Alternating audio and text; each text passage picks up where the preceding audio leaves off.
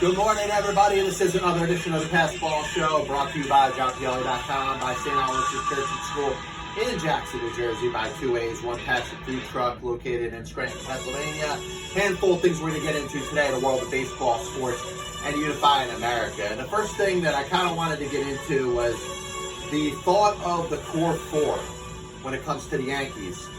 And there is a ton of discussion about the impact that a ton of the Yankees that were part of that dynasty and the impact that they had on sports and the rest of the team. But it's centered around the four players: Mariano, Rivera, Derek Jeter, Andy Pettitte, and Jorge Posada. And I got no issue with Jeter. I got no issue with Mariano. You're talking about two of the best players to ever play their respective positions. And together, they were the core of what made the Yankees what they were. Problem I have is, how do you talk about the core four of the New York Yankees and not mention Bernie Williams? I think it's negligent. I think it is, for whatever reason, just a ridiculous thought that the Yankees would not have been what they were if it wasn't for Jorge Posada and Andy Pettitte. Now, Andy Pettitte left the Yankees. He went to the Houston Astros. Yes, he came back. That's where he finished his career. You're going to remember Andy Pettitte as a Yankee. Jorge Posada was a good player, not a great player. He ended up having over a decade as a solid player, came up with some big hits for the Yankees, but the hits that Jorge Posada came up with were nowhere on the same level of that of Bernie Williams. Bernie Williams was a Yankee when the Yankees weren't good. Was one of the young players that was playing for Stump Merrill, even before Buck Showalter was the manager there. And you keep hearing this core four, like the Yankees and their dynasty of the late 90s would not have been what it was. Sure, they needed Jeter. Sure, they needed Mariano. But they needed Bernie Williams before they needed Jorge Posada. They needed Bernie Williams more than they needed Andy Pettitte. And you know what? You throw in the names of Paul O'Neill and Timo Martinez, maybe a little bit on a lesser level, Scott Brocious.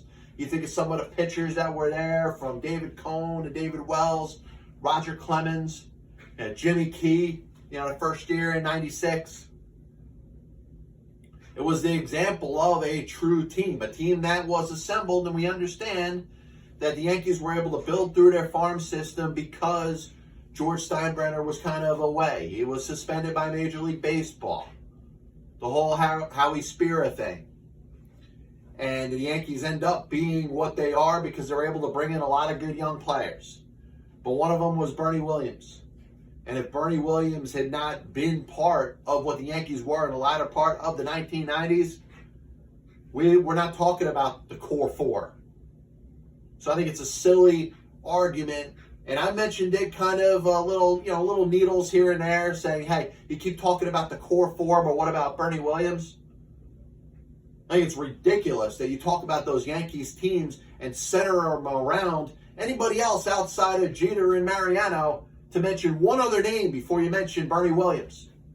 The center fielder, the middle of the order hitter, the prime all-star year after year. And I'm sorry, Andy Pettitte, Jorge Posada couldn't hold Bernie Williams' jockstrap. So anybody that wants to have this documentary about the core four and the Yankees better make it about Bernie Williams. Because the Yankees, outside of Mariano, outside of Jeter, do not get anywhere if it isn't for Bernie Williams. So staying on baseball, and this kind of ticks me off too. You hear the discussion that Major League Baseball is going to go from a 40-round draft to a 5-round draft in 2020. Now, I understand taking the draft down a little bit. In baseball, you're talking about, I got exactly last year, 1,217 players were taking over 40 rounds of the draft last year. It's time to reduce it a little bit. It's time to drop the amount of rounds that you have.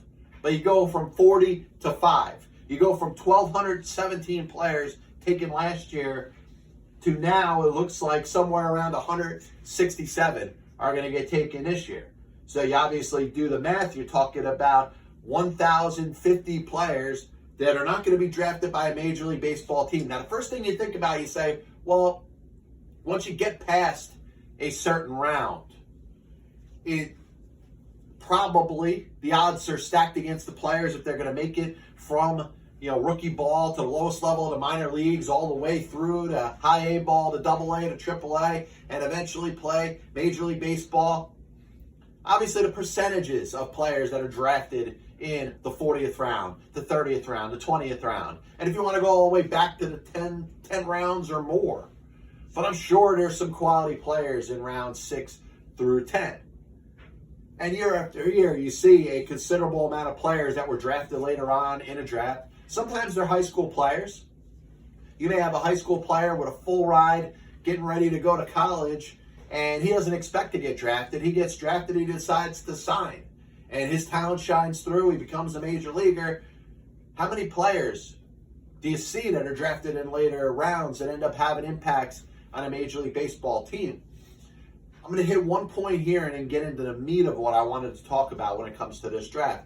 You start talking about the players that are taken in the 6th through 8th round. You think of a guy like Jacob deGrom, 2-time Cy Young Award winner, Paul Goldschmidt, one of the best first basemen in all of Major League Baseball.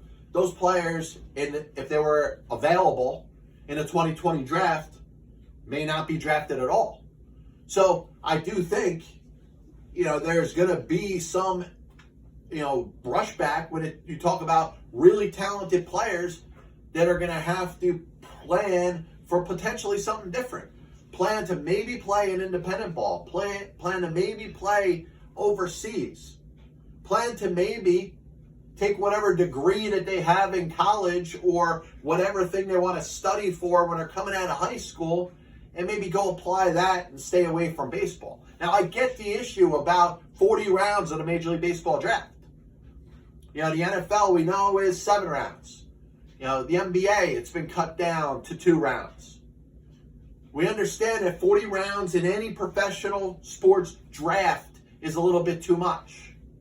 But to cut it down to 5 is basically foretelling or foreshadowing what's going to happen when it comes to Commissioner Manfred and his interest in reducing the amount of minor league baseball teams that are going to exist.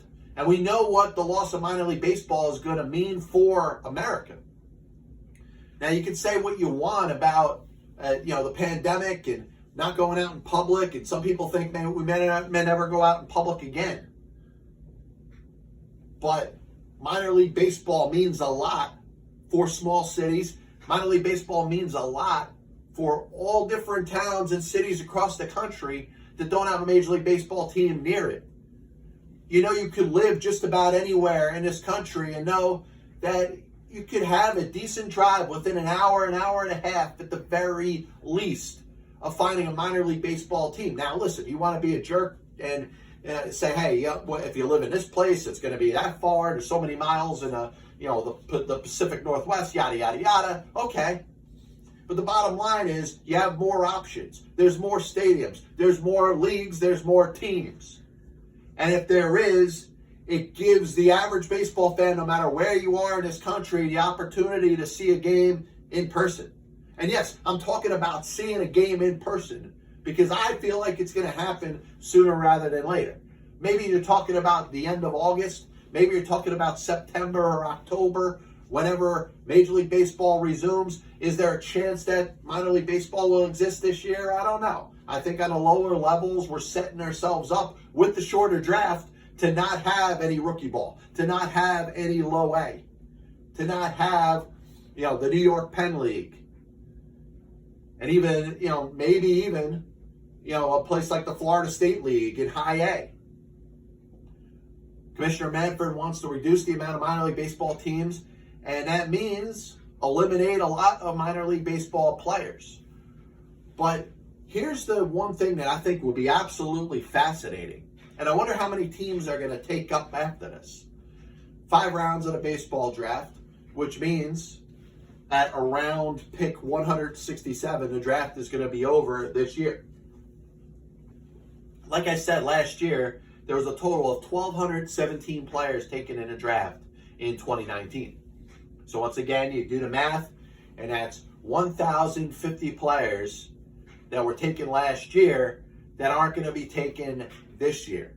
So if I'm thinking about building a baseball team, if I'm the Tampa Bay Rays, if I'm the Oakland Athletics, if I'm the Pittsburgh Pirates, if I'm any one of these teams that I've blabbed about for years, that don't want to spend money, that don't want to pay their players, that think that baseball players get paid too much money, that are the owner per se in the movie Rookie of the Year, that goes to buy 4 hot dogs for Henry Rowan-Gardner's family and tries to pay for it with $1. There's a way that maybe you could build a team in the next couple of years. Now, if you start out right now and you decide that this is the way you want to go, you're too cheap to pay real baseball players, and you want to build a young farm, I would be studying this draft like there's no tomorrow. I'm going to be studying the 4th and the 5th round of the draft and try to figure out what players should be taken in the 4th round, should be taken in the 5th round, and how many of those players are left undrafted once the draft is concluded. Because I'm getting on the phone with those players and I'm bringing them aboard. I'm bringing them aboard by the boatload. I'm bringing 5, 10, 15, 20 players. And if I'm the Tampa Bay Rays, hey, I'm going out there and I'm taking the top 20 players that didn't get drafted in the first 5 rounds of this draft, and I'm bringing them aboard my team, and I'm signing them as minor league free agents, as undrafted amateur free agents. And I'm going to stick those players in my minor league teams, whatever minor league teams I'm going to be able to play and have, and that's going to be my future. And I would think that there's a handful of teams that are thinking the same thing. That we're going to study the end of the 4th round, going into the 5th round, and have it be up to the teams who they want to take when it comes to the 5th round of the draft. When you get to a round pick 167 or whatever it's going to be once this draft is over. And after that, there should be an amateur free agent signing frenzy. This copyright broadcast is authorized under internet rights granted by the World Wide Web and is solely for entertainment of our audience. Any publication, reproduction, or other use of pictures, descriptions, and accounts of this show without the express written consent of the Passball Show, JohnPLA.com, and John PLA LLC is prohibited. Any commercial or other use of the program, such as by charging admission for showing, is similarly prohibited. So, I wanted to make the jump into the NBA, and in a time where there's no sports going on right now, you hear me getting a little hyped about the Major League Baseball draft, maybe a little more hyped than I'd be getting in other years when there's actual baseball to watch. The NFL draft obviously set a record with the millions and millions of people that tuned in to watch it, because what else do you got? There's no other sports. You didn't have the NCAA tournament this year. You don't have basketball. You don't have hockey. You don't have, you may not have preseason football. So you're obviously going to be glued to something that is sport-oriented. And obviously the thing that has been getting a lot of attention is the Jordan documentary, which we've spoken about on a couple episodes of the show. You got number 7 and 8 coming this Sunday, and then the thing will conclude the following Sunday with episodes number 9 and 10. And I was wondering, and we'll see if they get into this. I know a lot of it is focused on Jordan. And obviously the name of the documentary, The Last Dance, is about that last season that they were all together in 1998. Bulls win their 3rd championship in a row for the 2nd time. Phil Jackson isn't coming back. Jordan ends up leaving. And I hate to, play the role of the person that's going to ruin it, the spoiler, but there's no more Bulls after the 1998 season. We all know that happened because, hey, we watched it. We witnessed it. A lot of us, and maybe some younger people, don't know enough about it, but we know the facts that was the last year that Michael Jordan played for the Bulls. And without Michael Jordan, that team was not the same. So we know that this documentary is centering mostly around Michael, but around Phil Jackson, around Scottie Pippen, around Dennis Rodman.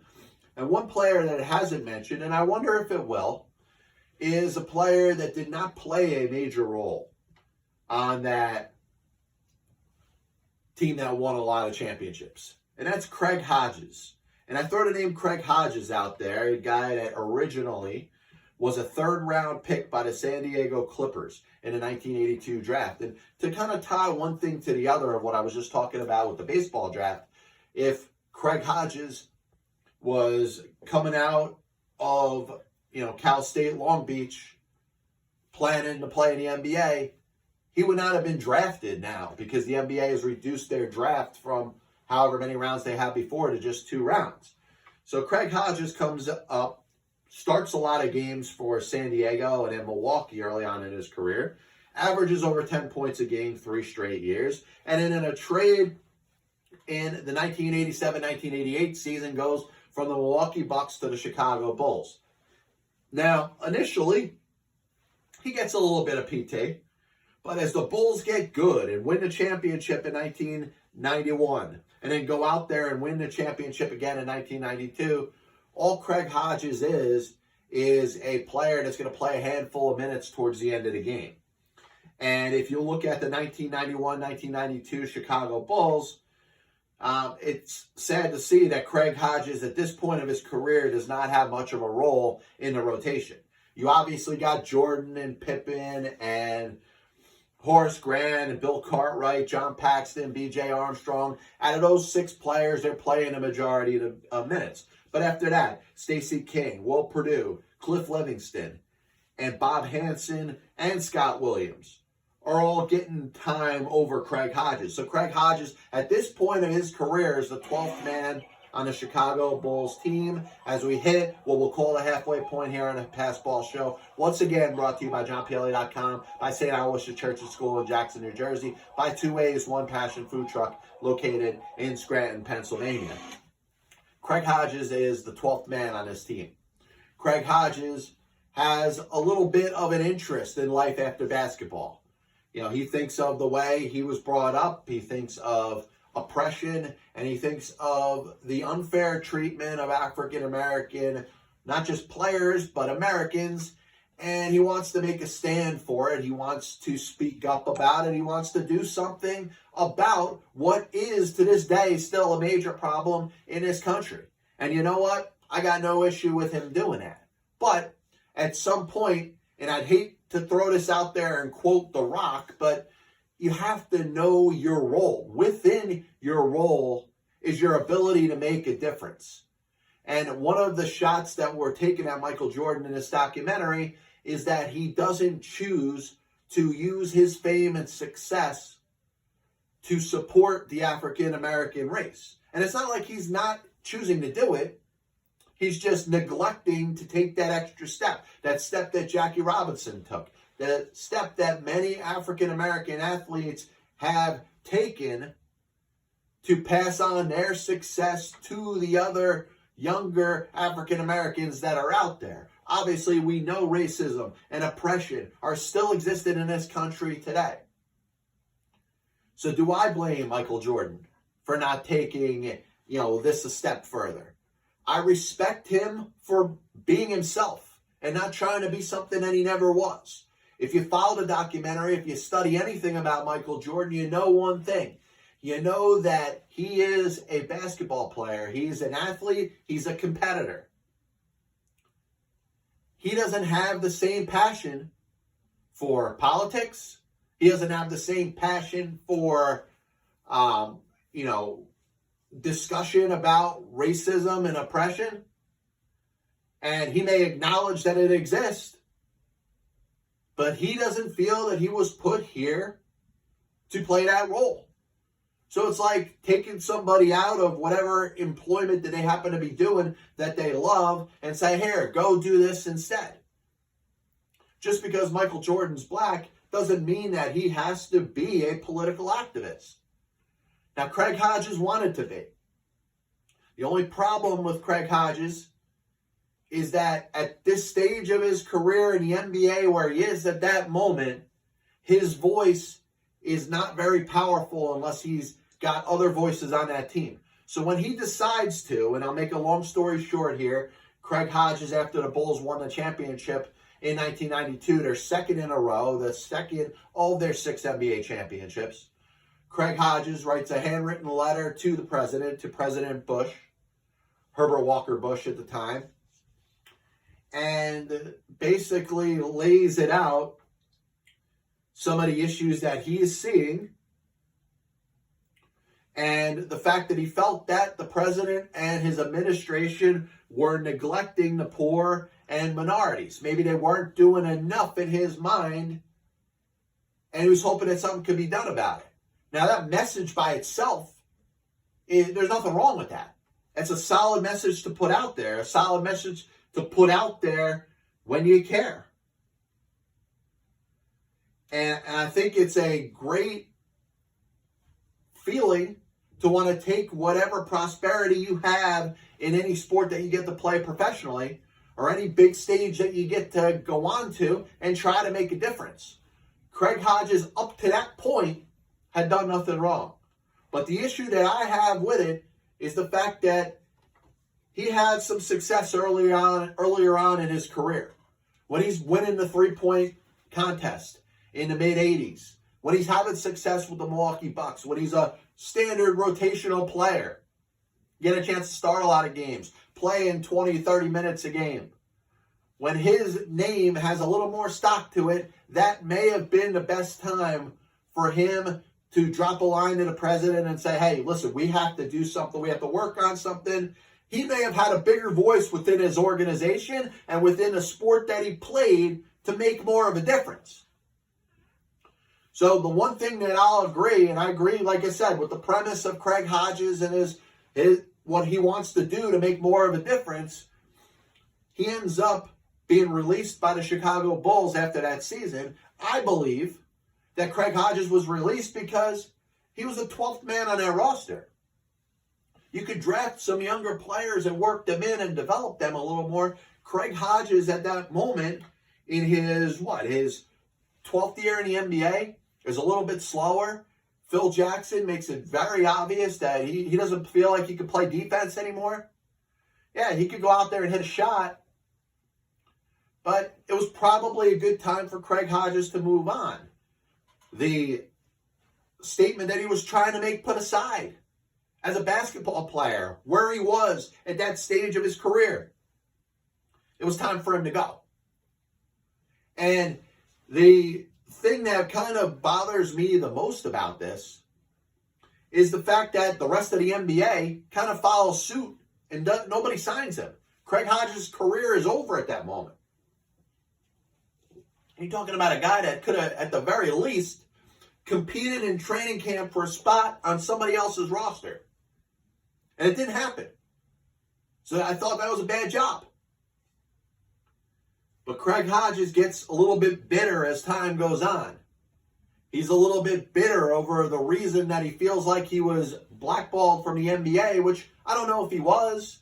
He could have had a chance to sign with the Seattle Supersonics, but something was nixed at the end there. Did the NBA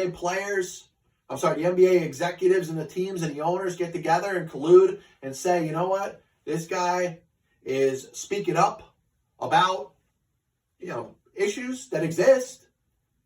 Do these issues not exist? Maybe it's a bad influence on the other black players in the NBA.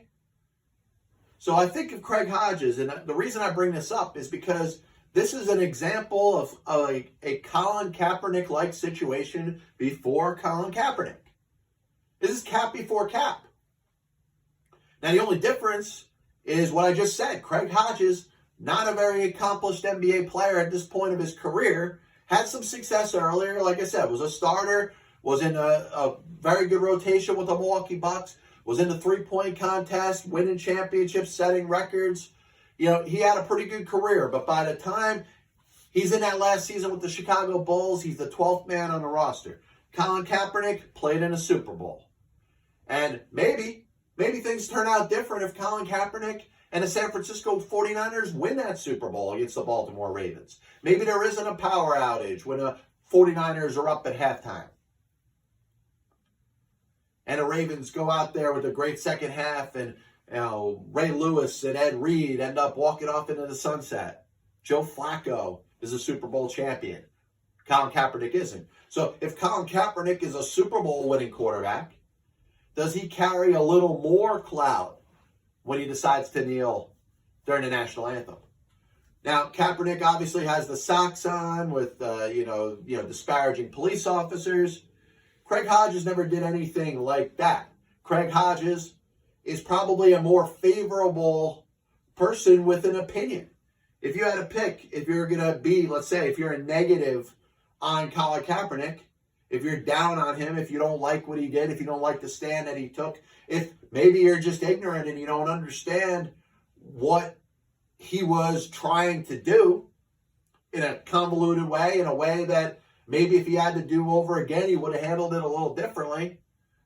Craig Hodges should appeal to more Americans, should appeal to more white Americans. He was a guy that just had a chance to go meet the president.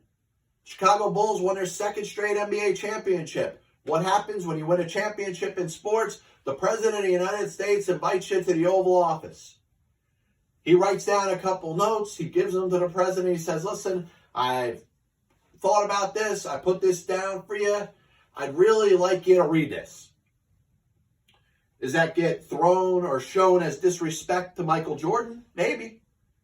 Because you know what? Michael Jordan's looking to have the president and the people that are in the White House bow down to him. An accomplishment that everybody in that Chicago Bulls organization is proud of. Jordan and Pippen and Coach Jackson and John Paxson and Bill Cartwright and Horace Grant. All those players were the ones that had something to do with the championship. Craig Hodges is sitting there in street clothes, courtside. So the last thing that any of his teammates want to hear is the 12th man on the bench trying to make a statement about anything. Even if it's something that we all should do a better job with. Maybe if his points were exactly 100% on point, his timing was off. But like I said, Craig Hodges gets bitter as time goes by. I agree with him. The NBA blackballed him. He should be compensated. He should have the legitimate authority to have a lawsuit to get some sort of compensation for the fact that a team refused to sign him. But when he starts complaining about the three-point contest and the changing of the rules, Craig Hodges believes that the three-point shootout had at the All-Star game is something bigger than the All-Star game. Maybe in his mind it's bigger than the NBA playoffs and the NBA finals. The average person that knows anything about the three-point contest probably doesn't even know 100% of the rules. Probably doesn't know 100% about the scoring. But Craig Hodges found something that he could do well. Shoot the three ball. Maybe not always in a big game, in a big moment. He hit some shots. But like I said, by 1991, 1992, was relegated to being the 12th man on the bench of the Chicago Bulls. He could hit a series of three balls at the All-Star game. He won a series of championships. He set a record for the most points scored in a three-point shootout. Now he starts complaining sour grapes about the addition of the money ball, basically interfering with his score and his record. Doesn't get any more bitter than that. Now I understand things didn't go right. Maybe he had 2 or 3 years left in his career in the National Basketball Association that he feels was robbed from him. And you know what? If he feels that way, I'm in agreement. And maybe if he goes back in time, it's not one of those things where, hey, should I have spoken up about how I really feel? It's more about the timing. Now, if he wants to knock Jordan, if he wants to knock the other black players that were playing in the National Basketball Association at this time, I have no issue with it. It was Michael Jordan's decision to not want to make his life or what he was pursuing about race. Craig Hodges did. Unfortunately, Craig Hodges, without any support, ends up kind of overshadowing his teammates that are there to kind of be bowed down to. And I don't think that came off to the way that Craig Hodges wanted it to. He had some points. Hopefully, as he's speaking to kids and speaking to the generation now, he's helping to make the world a better place than it is, to make the United States of America a better place than it is right now. Because like I said, if there's one act of racism, it's too much. We've come a long way, absolutely. You could talk about Martin Luther King and what he had to endure. You could talk about Jackie Robinson, what he had to endure. You could talk about society as it was in the 1960s and the 1940s, and even in generations before that, when we talk about the most unfathomable thing of slavery and human beings actually being used as property. As we live in a country now in 2020, that's something that's not going to happen. That's something that nobody is going to accept. When you have an owner like the Clippers owner, Donald Sterling, that is caught on tape saying the things that he ends up saying, there's nobody supporting Donald Sterling. Nobody. No white people, no black people. Nobody supported Donald Sterling and his comments and what he said, even if they were improperly recorded without his permission. Donald Sterling was blackballed from the NBA. He was forced to sell his team. Racism is not accepted in society now like it was in 1960 or 1940. We have come a long way. Can we get better? Like I said, if there's one act of racism out there, it's one too many. So, what I have time to get into is one more discussion that I wanted to bring up. And I was thinking about a couple careers, one in basketball, one in baseball. We'll go from basketball back into baseball to finish up the last case that we're talking about. Once again, Pass Ball Show, JohnPiella.com, St. Aloysius Church and School in Jackson, New Jersey. 2 A's, one passion food truck located in Scranton, Pennsylvania. And I was thinking about the career of Bill Walton. Now, when he broke into the NBA, he was an absolute star. Played at UCLA under John Wooden, and was a force when he was in the NBA for the Portland Trail Blazers. Ended up signing a big contract with the San Diego Clippers, and eventually they moved to Los Angeles. The problem with Bill Walton, as dominant as he was on the court, he just wasn't on the court enough. And Bill Walton was probably robbed of an opportunity to be an all-time player. I think Bill Walton at his best could be compared to, like I said, just at his best, not his whole body of work, but can be compared to a Russell, a Kareem, a Chamberlain. But obviously the problem with Bill Walton is that he only played, 11 seasons in the NBA? Missed, 3 full seasons? One because of a holdout, the other 2 because of injuries, and had a hard time getting in a lot of games. You know, had a good year in 84, 85 his last year with the Los Angeles Clippers, and ends up going to the Boston Celtics as a free agent. Provides some leadership as a backup to Robert Parrish and Kevin McHale, helps them win an NBA championship. Now, Walton's first 4 seasons, he's averaging 16 and 13 a game. And thank you to Basketball Reference for having 17 points, 13 and a half rebounds a game in his first 4 seasons with the Portland Trail Blazers. Trailblazers are going out there, they win an NBA championship. He is becoming one of the stars of the National Basketball Association. Gets involved in a contract dispute, ends up sitting out the 78-79 season, but partially is dealing with problems with his foot. Ends up having to go through a ton of different operations, and really is never the same. So you're asking me, why am I bringing up Bill Walton? Like I said, I gave Bill Walton credit for what he was at his best. His first 4 seasons in the NBA, he was up there with any big man that ever lived. He was as good as Tim Duncan. He was as good as Shaquille O'Neal. He was as good as Russell or Kareem or Will, but only for those 4 seasons, or the prorated amount of the 4 seasons that he actually played in the NBA that he wasn't injured. Bill Walton's problem was injury, and injuries cost him his career. And I have a hard time, and listen, The Bill Walton apologist is going to be pretty pissed off at me for saying this, but I don't think Bill Walton's a Hall of Famer. Listen, he was a two-time NBA champion. He was a great role player on that Boston team in 85, 86.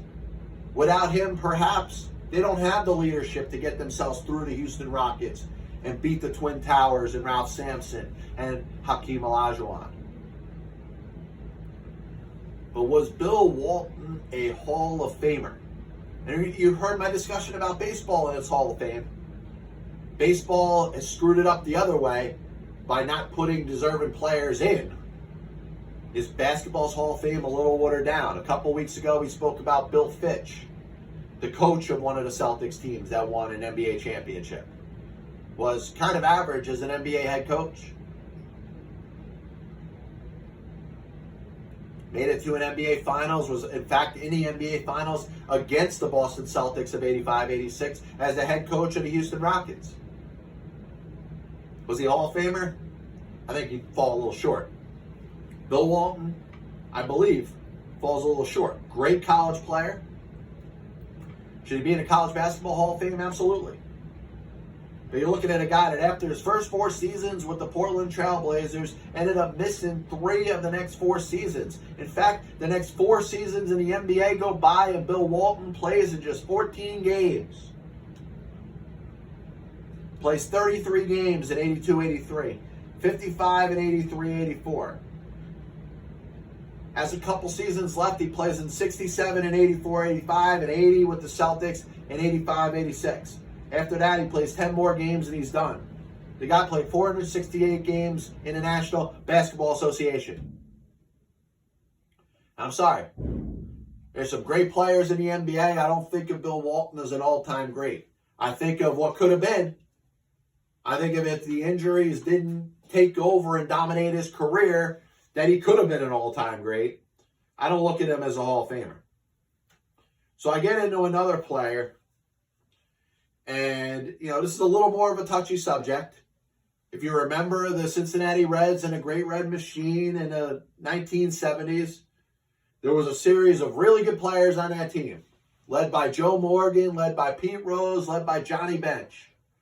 Without Bench, without Rose, without Morgan, those Reds teams do not do what they do.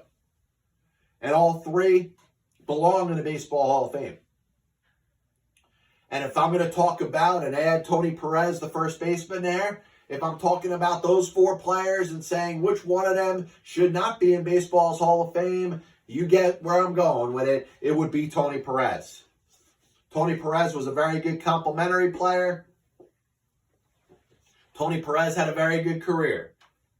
Tony Perez, outside of his time in Cincinnati, was pretty good in his 3 years in Montreal, was pretty good in his first season with the Boston Red Sox.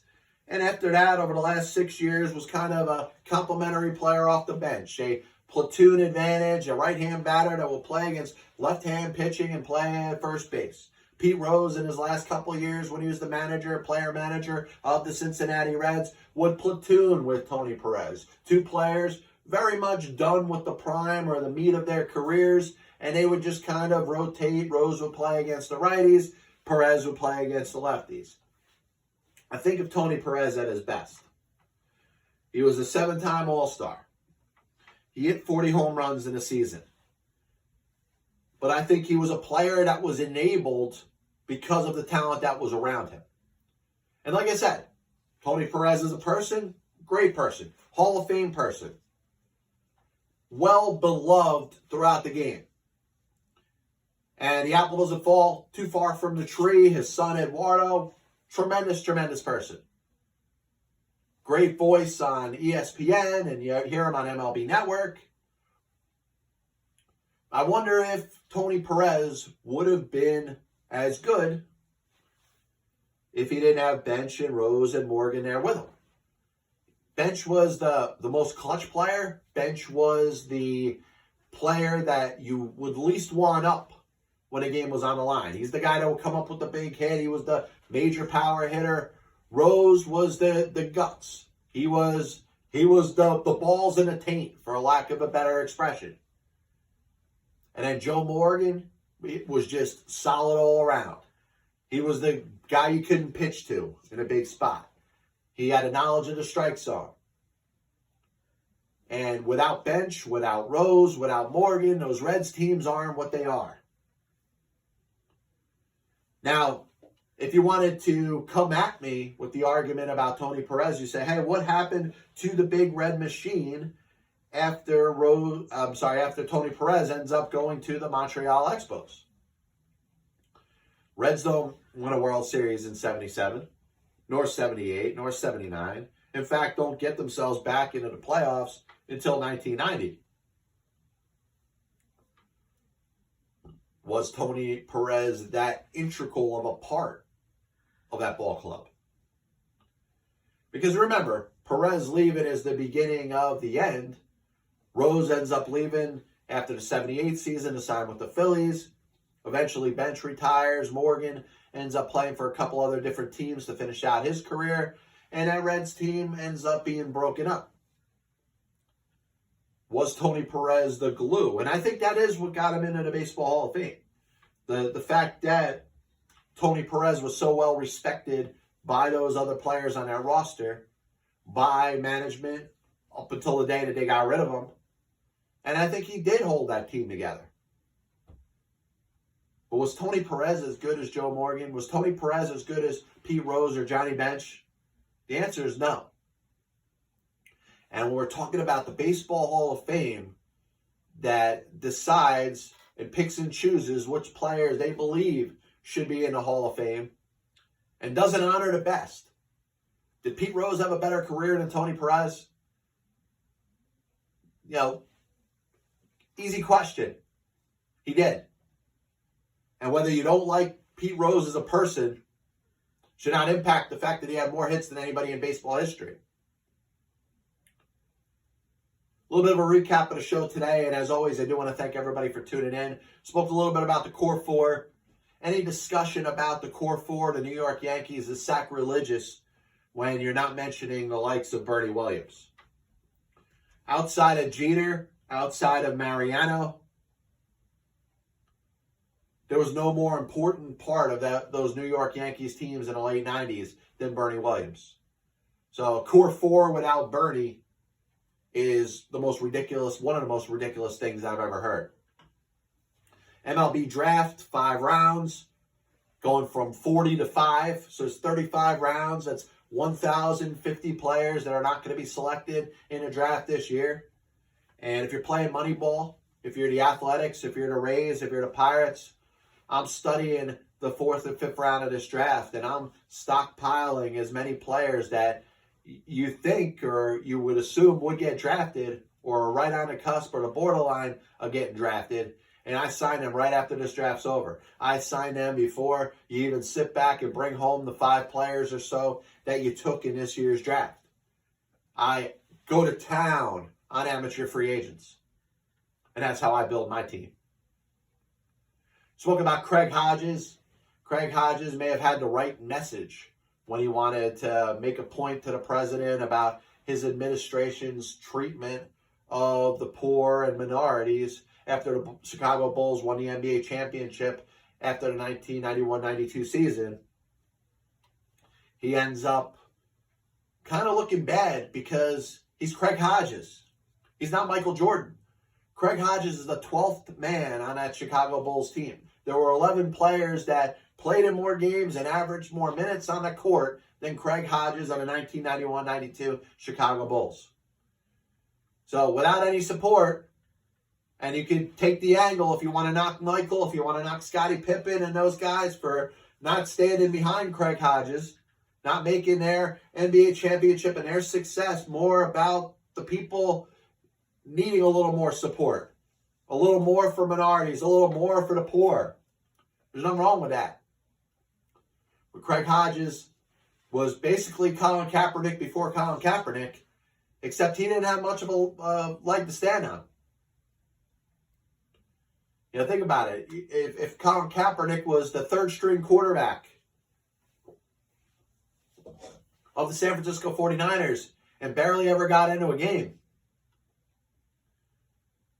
would he have as much of a voice as he ended up having? The answer is no. And of course, Craig Hodges gets a little bit bitter when he starts talking about the three-point contest and making it like, yes, he was probably the greatest three-point shooter in the three-point contest era.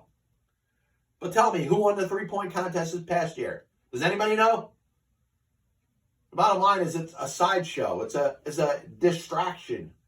It's something to pass time as you're getting ready to watch the NBA All-Star game. And Craig Hodges to get into, oh man, they changed the scoring, they're messing with my records, just comes off as bitter. Bill Walton, Tony Perez, are they worthy of being in the Basketball and Baseball Hall of Fame? Now they're in. There's no way they could be taken out. I thought the Basketball Hall of Fame is a little bit watered down. We mentioned Bill Fitch. Good coach, but not a Hall of Fame coach. He's in the Hall of Fame. Vlade Divac is in the Hall of Fame. Drazen Petrovic, and, obviously all due respect and, bow down to his life, which obviously was cut very short. He goes in the Hall of Fame. Thurman Munson's not in the Hall of Fame. Lyman Bostock's not in the Hall of Fame. Oscar Tavares is not in the Hall of Fame. Be back with you next week. This is the Passball Show, brought to you by JohnPLA.com, by St. Aloysius Church and School in Jackson, New Jersey, by Two Ways, One Passion Food Truck located in Scranton, Pennsylvania. We're going to continue to grow the facial hair up until we end this pandemic and we don't have to leave our house with masks. So as soon as I don't have to wear a mask in public, I'll shave. Obviously, it means nothing. Who the hell cares? Be back with you next week. God bless you. And as always, I'll see you on the other side.